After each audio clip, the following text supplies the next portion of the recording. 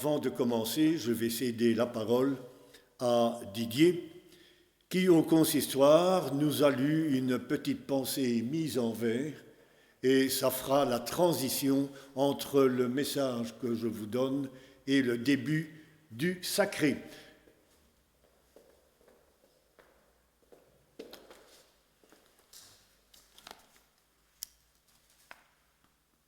J'ai intitulé ce poème « Retour de vacances ». J'ai dessiné des sentiers le long de la plage. J'y ai vu des crevasses de roches, des teintes ocre jaune, des verres de gris qui se teintaient de bleu. J'ai jeté le parfum des fleurs pour qu'elles embaument le sol de leur grâce infinie. J'ai remué la terre pour qu'elle sente le labour.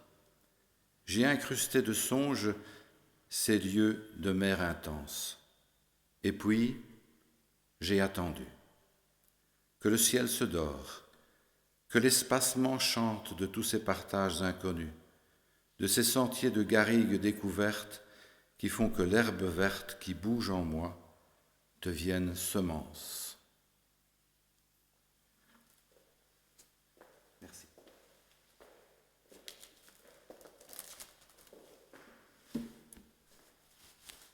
Frères et sœurs qui êtes rassemblés ici aujourd'hui dans ce lieu, à vous toutes et tous, bienvenue de la part de Jésus-Christ le Seigneur. Il est la source de notre paix et de notre espérance. Oui, le temps de Jésus-Christ est toujours un temps favorable. Favorable pour vérifier quelles sont les fins qui nous creusent.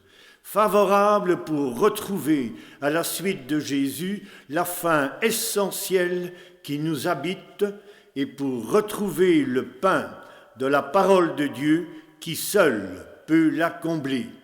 Le Seigneur soit avec nous tous. Et nous chantons au cantique de la page 236 qui porte le numéro 2108, les strophes 1 et 2.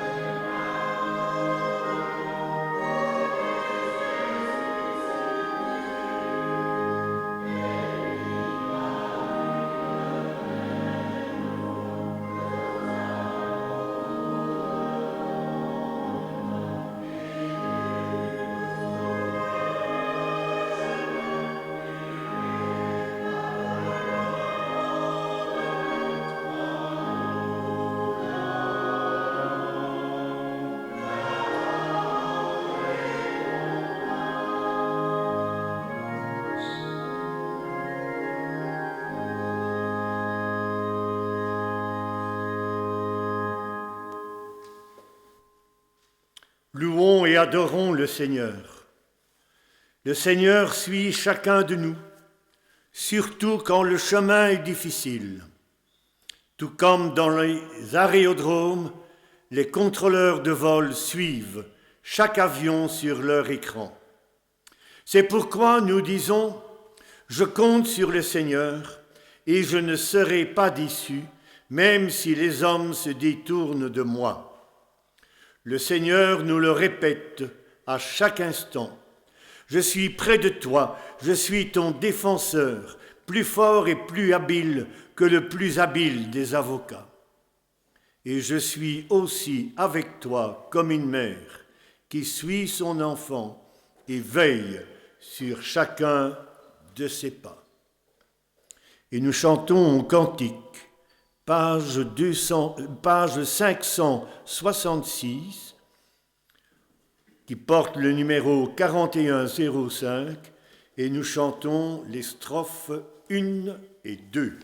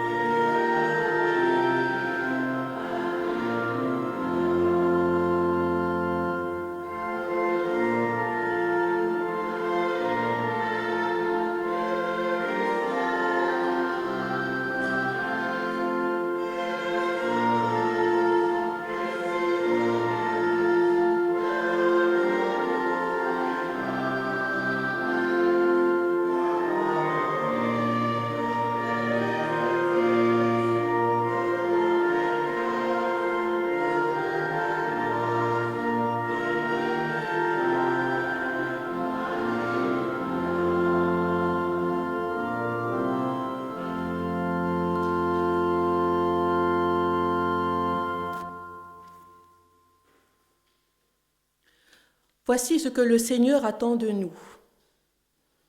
Voici ce que Jésus nous propose de vivre selon le témoignage de l'apôtre Jean. Comme le Père m'a aimé, je vous ai aussi aimé. Demeurez dans mon amour.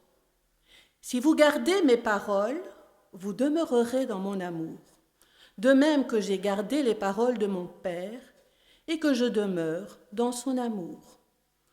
Je vous ai dit ces choses afin que ma joie soit en vous et que votre joie soit parfaite.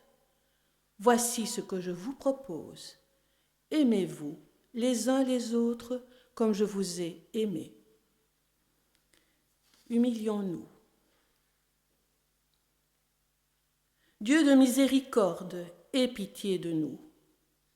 Pardonne-nous de rêver à des choses miraculeusement faciles. Nous nous décourageons dès que vient le moment de l'épreuve. Christ, tu as connu nos fins et les mirages de nos ambitions humaines. Nous restons prisonniers de nos mirages. Seigneur, tu n'as cessé de marcher en quête de la volonté de ton Père. Nous avons peur de prendre les risques de la foi. Nous t'en supplions. Sois près de nous lorsque nous échouons et que nous avons besoin d'aide. Fortifie-nous lorsque nous sommes tentés. C'est pour cela que tu as envoyé Jésus. C'est pour cela qu'il a triomphé du pouvoir du mal. Amen. Et nous poursuivons par le cantique de la page 641, c'est-à-dire le 4306, les strophes 1 et 2.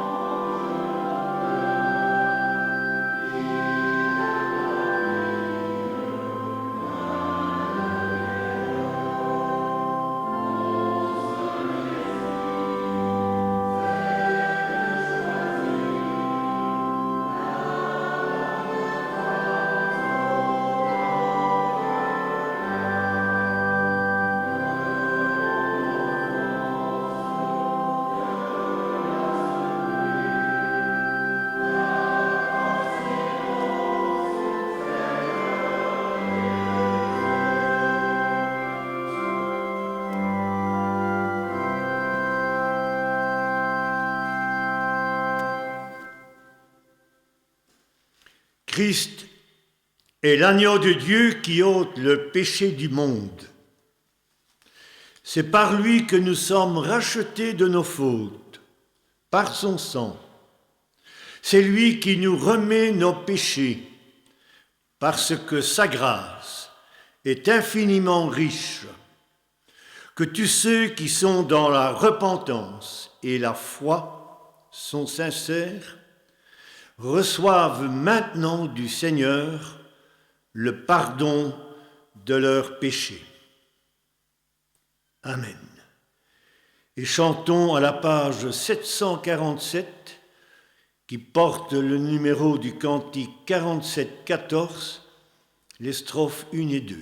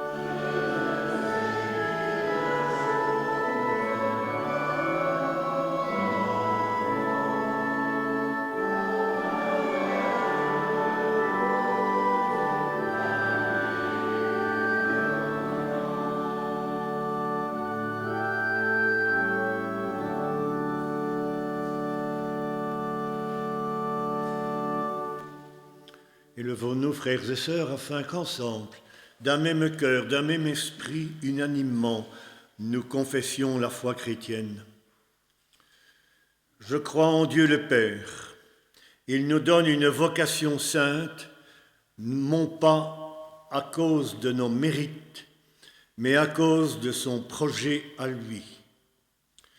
Je crois en Jésus-Christ, le Fils. Il rend visible la grâce de Dieu qui nous est destinée depuis toujours. Je crois en l'Esprit Saint, force de Dieu donnée aux croyants, afin que chacun participe à l'annonce de l'Évangile. Je crois que l'Église est une communauté de foi. Étape après étape, elle marche vers la participation totale à la gloire de Dieu. Et chantons notre joie et notre foi par le cantique de la page 626 qui porte le numéro 4205, les strophes 1, 2 et 5.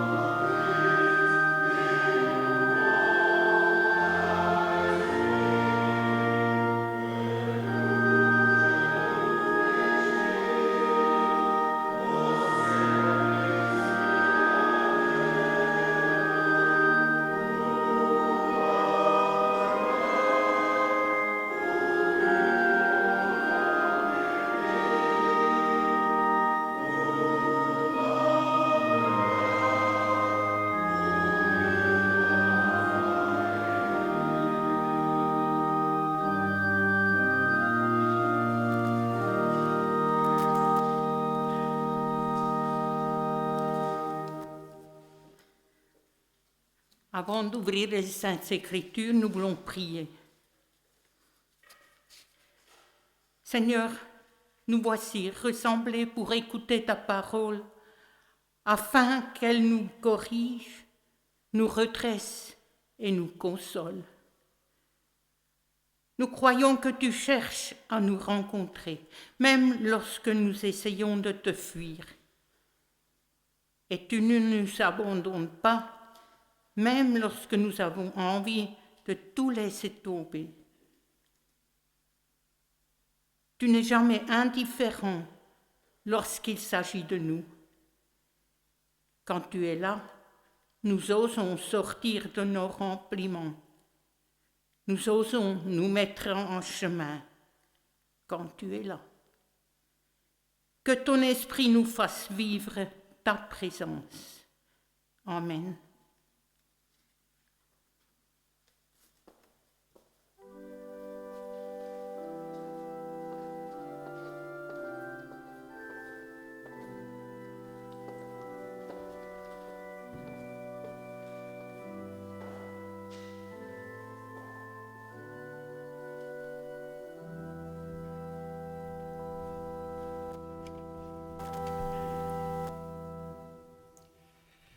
Je ne vous ferai qu'une seule lecture.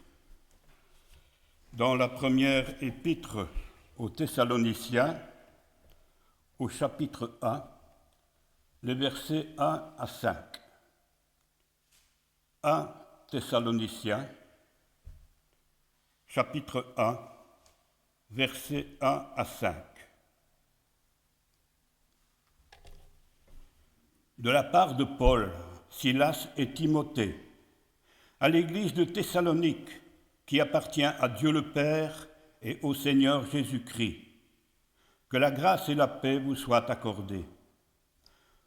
Nous remercions toujours Dieu pour vous tous, et nous pensons sans cesse à vous dans nos prières. En effet, nous nous rappelons devant Dieu notre Père votre foi si efficace, votre amour si actif, et votre espérance si ferme en notre Seigneur Jésus-Christ. Nous savons, frères, que Dieu vous a aimés et vous a choisis pour être à lui. En effet, quand nous vous avons annoncé la bonne nouvelle, ce ne fut pas seulement en parole, mais aussi avec la puissance et le secours du Saint-Esprit, et avec une entière conviction. Vous savez comment nous nous sommes comportés parmi vous, pour votre bien. Vous avez suivi notre exemple et celui du Seigneur, malgré la détresse qui était la vôtre. Vous avez reçu la parole de Dieu avec la joie qui vient du Saint-Esprit. Je m'excuse pour les lecteurs, mais j'ai rajouté un verset, le suivant.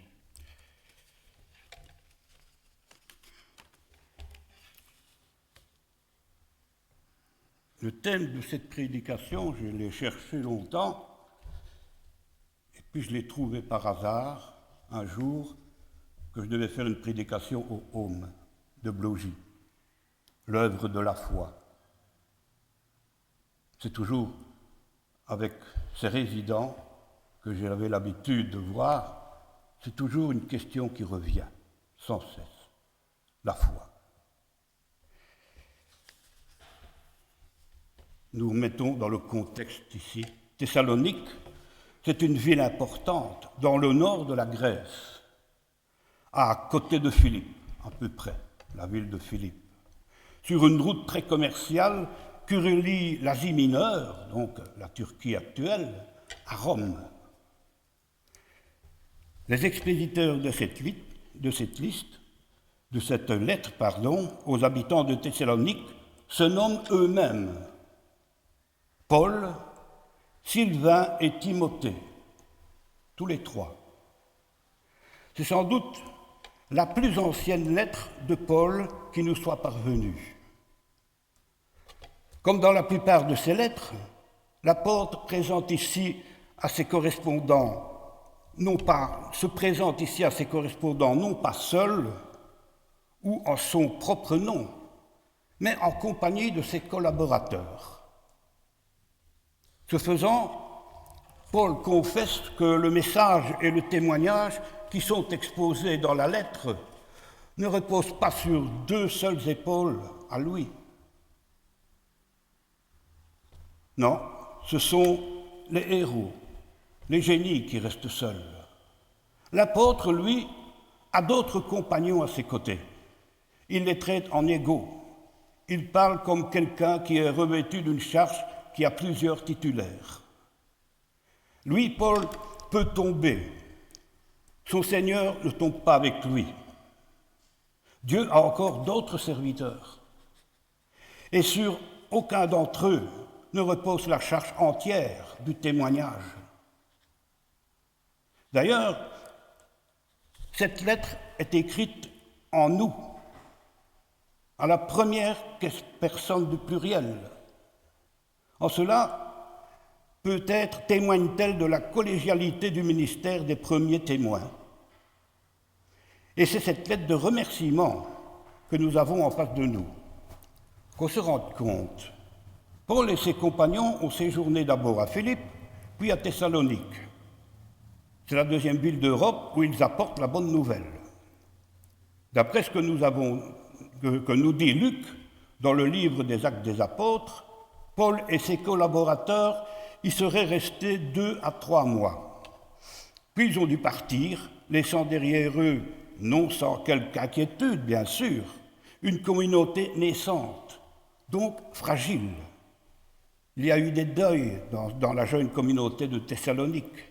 Et certains de ses membres en ont éprouvé un chagrin que l'espérance de la résurrection ne semble pas avoir consolé. Et voilà que des nouvelles parviennent à Paul et à ses amis. Elles sont bonnes. Les chrétiens de Thessalonique ont gardé la bonne nouvelle. Ils ont gardé l'Évangile. Se plonger dans la Bible après une semaine ou une journée de travail ou d'occupation autre, c'est comme prendre un nouveau départ. Oh, certes, il ne pourrait sans doute pas être question de la lire des heures et des heures, non. Mais c'est comme si nous repartions sur une nouvelle base, avec une vitalité nouvelle, qui efface un peu la fatigue physique ou nerveuse accumulée par le quotidien de notre vie. En fait, il me semble important de laisser un peu de place dans nos journées pour rendre grâce et remercier Dieu, ne serait-ce que pendant quelques minutes. Si nous entrons dans la lettre de Paul et de ses disciples, la foi, l'amour et l'espérance sont au cœur du remerciement adressé en même temps aux Thessaloniciens et à Dieu. De cette façon de faire a pour conséquence de remettre les auteurs et les destinataires de la lettre devant Dieu lui-même. La foi, l'amour et l'espérance, ce n'est sans doute pas la première fois que vous en entendez parler. On les appelle les trois vertus théologales. C'est un mot savant. Bon, ça veut simplement dire des vertus qui ont Dieu pour objet, c'est tout. Et nous les retrouvons à plusieurs reprises dans les épîtres de Paul et aussi de Pierre. Vous les avez sans doute entendus dans ce très beau texte du chapitre 13 de la lettre aux Corinthiens, qui est souvent choisi à l'occasion de mariage, par exemple, ou d'autres choses. Vous vous souvenez sans doute du dernier verset. Je ne vais pas tout vous relire, seulement le dernier verset. Or, maintenant, 3 choses demeurent, la foi, l'espérance et l'amour, ou la charité selon les versions. Mais c'est l'amour qui est le plus grand. Je retiendrai volontiers 2 choses. La première est que la foi, l'espérance et l'amour sont liés. Tout se passe comme si ces 3 vertus faisaient un tout. Tout se passe comme si chacune d'entre elles fortifiait les 2 autres, et que l'absence de l'une rendait les deux autres vaines. Que sont la foi et l'espérance s'il manque l'amour? Mais que sont l'amour et l'espérance s'il manque la foi? Le deuxième point que nous pouvons remarquer est que pour les chrétiens, l'amour, la foi et l'espérance sont reçus comme des dons de Dieu et non pas comme des acquis de l'homme. Un don ne se possède pas. Un don est un don. Il nous relie perpétuellement à celui qui nous l'a donné. C'est d'ailleurs pour cela que nous avons parfois du mal à accepter ou à donner. Mais la foi, l'espérance et l'amour ne sont pas seuls dans la lettre. C'est bien l'œuvre de la foi, le travail de l'amour et de la persévérance, de l'espérance dont il s'agit ici. L'œuvre de la foi, le travail de l'amour, la persévérance de l'espérance. Voilà que nos trois vertus sont associées à trois notions, l'œuvre, le travail et la charge de travail, et la persévérance. Il est amusant de constater que ces trois notions sont totalement interchangeables entre elles, pour chacune des trois vertus. Nous pouvons, avec autant de justesse, parler de l'œuvre ou des effets de la foi, que de l'œuvre, de l'amour ou de l'espérance, et ainsi de suite pour le travail, et ainsi de suite pour la persévérance. Cela veut dire que la foi, l'amour et l'espérance produisent des œuvres. Cela veut dire que la foi, l'amour et l'espérance sont comme une charge, une activité, un travail. La foi, l'amour et l'espérance durent tout le temps. Ils sont associés à la persévérance. Il nous faut comprendre que la foi, la charité, donc l'amour, et l'espérance sont constitutives de l'existence du chrétien, indissociables de nous. L'œuvre, le labeur et la constance sont trois attitudes qui trouvent leur source et leur origine dans ce triple nom de Dieu. Triple don de Dieu, pardon. Les trois attitudes sont des signes, les signes que l'être humain a reçus et a acceptés. Il a accepté les trois dons de Dieu et il en fait quelque chose. L'œuvre de la foi, le travail de l'amour, la persévérance de l'espérance sont des signes pour le monde et pour ceux qui nous entourent, que nous plaçons notre confiance en Dieu et en sa promesse. Nous devons être, d'une certaine façon, exemplaires.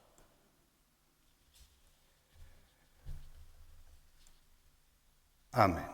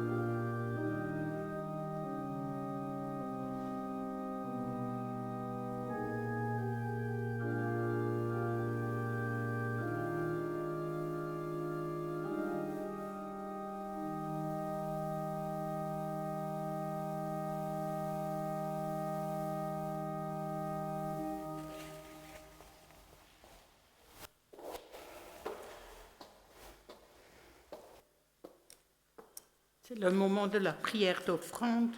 Je n'ai pas cherché le tronc par souci d'hygiène.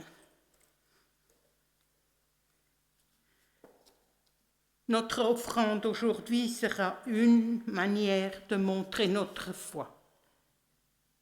Nous nous attendons à être comblés et dans cette attente, nous partageons déjà, puisque nous avons déjà accès au trésor de l'amitié de Dieu.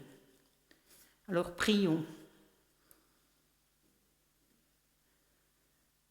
Dieu notre Père, ton amour est si grand pour l'homme que tu n'as pas craint de lui livrer Jésus ton Fils. La foi de Jésus en ton amour l'a conduit jusqu'au partage de notre mort humaine. Et c'est cette offrande qui nous confirme dans l'espérance. Bénis aussi cette offrande qui est notre effet croître pour le monde entier, la lumière de l'espérance. Amen. Et nous chanterons le cantique page 631, toi qui disposes, le numéro 4208.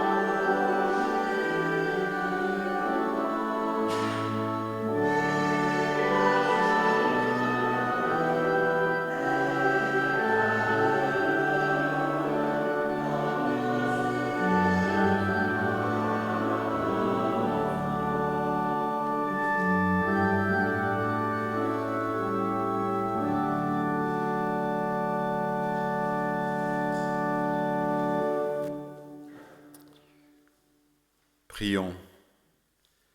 Père, nous faisons mémoire des paroles et des gestes de Jésus-Christ, de sa mort, de sa résurrection, et nous attendons son retour. Par ton esprit, donne-nous en partageant ce pain, ce vin, de nous ouvrir à la présence de ton Fils, d'espérer ton royaume et de prier pour sa venue. Nous te rendons grâce pour ton Église et nous te prions pour rendre son témoignage puissant.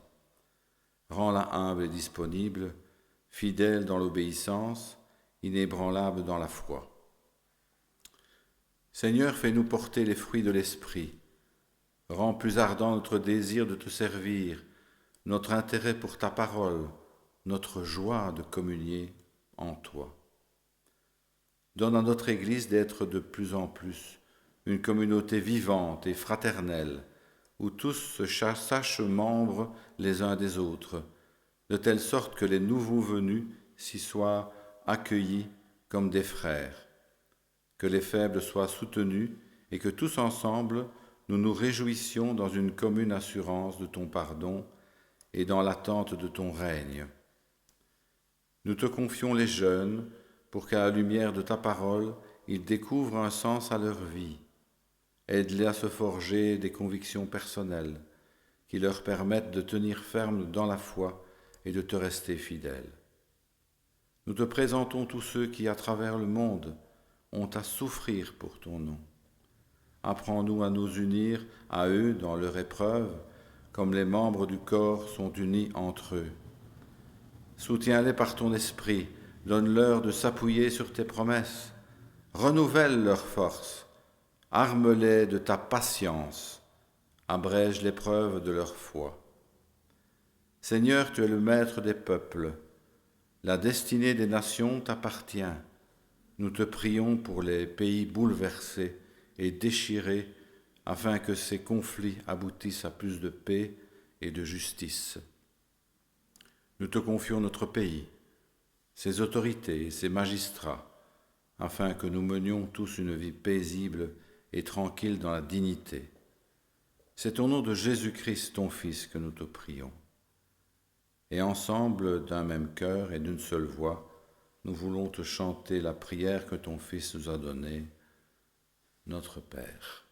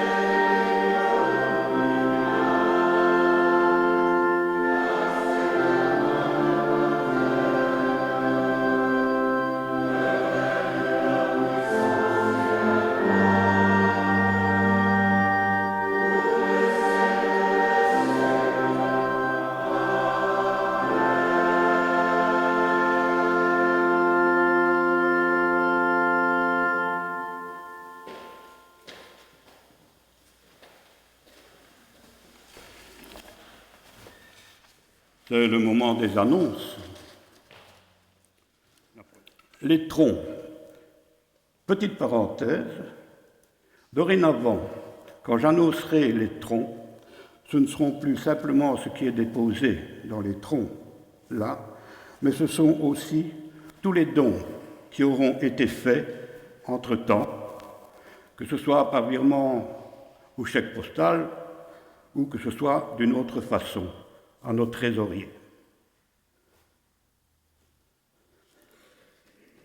Dans le tronc principal global, donc avec virement ou enveloppe éventuellement, mais ça je ne le dis aujourd'hui, mais je ne vais pas vous le dire tous les dimanches.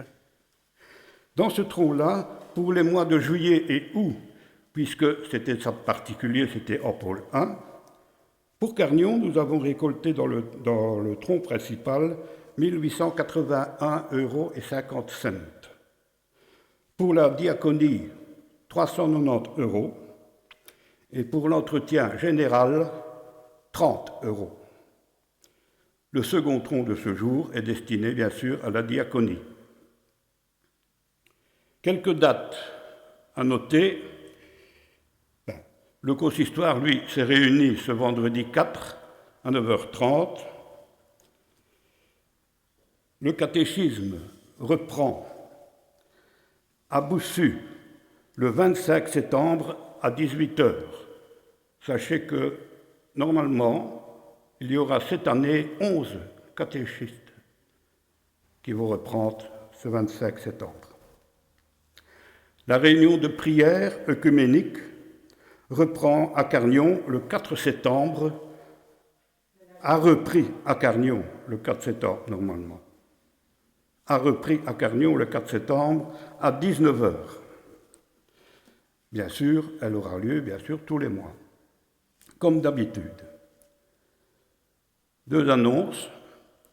D'abord, notre assemblée d'église annuelle, qui, vu les circonstances et la venue probable, nous l'espérons, d'un candidat pastoral, le jour où il faisait le culte et que nous avions une assemblée, nous avons décidé en consistoire de reporter l'assemblée d'une semaine, c'est-à-dire au 4 octobre. Vous aurez bien sûr les convocations qui vous seront envoyées par mail ou par courrier postal, c'est selon, et les différents rapports et documents vous seront distribués une quinzaine de jours avant l'assemblée. Une deuxième annonce que notre frère Jean-Luc Vrac nous a demandé de faire, au temple de pâturage, le samedi 17 octobre. Samedi 17 octobre, il donne une conférence sur réservation. Il y a une affiche dans la salle, ceux qui sont intéressés prennent note, il faut réserver, et bien sûr vous verrez le thème de la conférence qu'il va donner et qu'il continuera au culte à pâturage, le culte du matin, à pâturage le lendemain à 10h. J'en ai fini pour les annonces. Levez-vous pour entendre l'exhortation à recevoir la bénédiction du Seigneur. Autrefois, vous étiez ténèbres, mais maintenant vous êtes lumière dans le Seigneur. Marchez comme des enfants de lumière, car le fruit de la lumière consiste en toutes sortes de bonté, de justice et de vérité. Que le Seigneur nous bénisse et nous protège. Que le Seigneur nous regarde avec bonté et nous accueille favorablement. Que le Seigneur nous manifeste sa bienveillance et nous accorde sa paix. Allons en paix. Amen. Et nous chantons du cantique de la page 522, le 36-24, les strophes 1 et 4.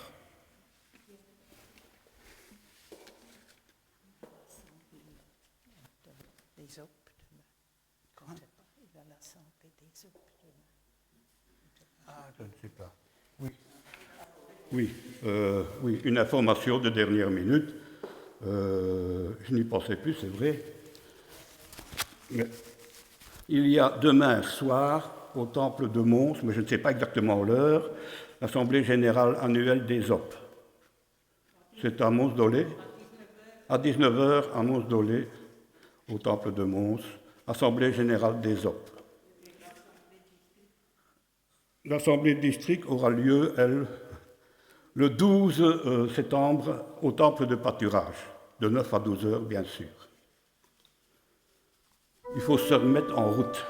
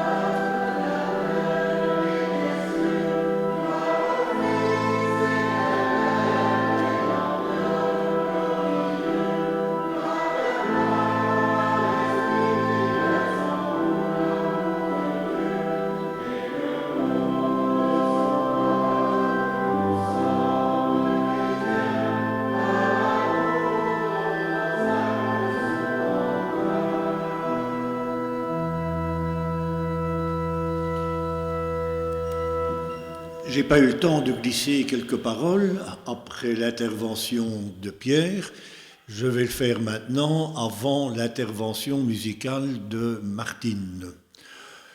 Je ne crois pas me tromper si, en votre nom, et en tout cas au nom du consistoire, je remercie Pierre de nous avoir conduits aujourd'hui dans le culte au pied levé, en remplacement du prédicateur qui était prévu. Donc, un grand merci à Pierre. Deuxième chose que je voulais ajouter, le culte de dimanche prochain sera bien un culte conduit par notre ancien pasteur Bernard Dernoncourt. C'est le deuxième dimanche du mois de septembre et ce culte est intitulé traditionnellement culte de rentrée. Et enfin, je voudrais rassurer quelques donateurs. Ça n'a pas été prononcé par Pierre, mais la collecte des lépreux, la collecte pour les lépreux, continuera bien à exister.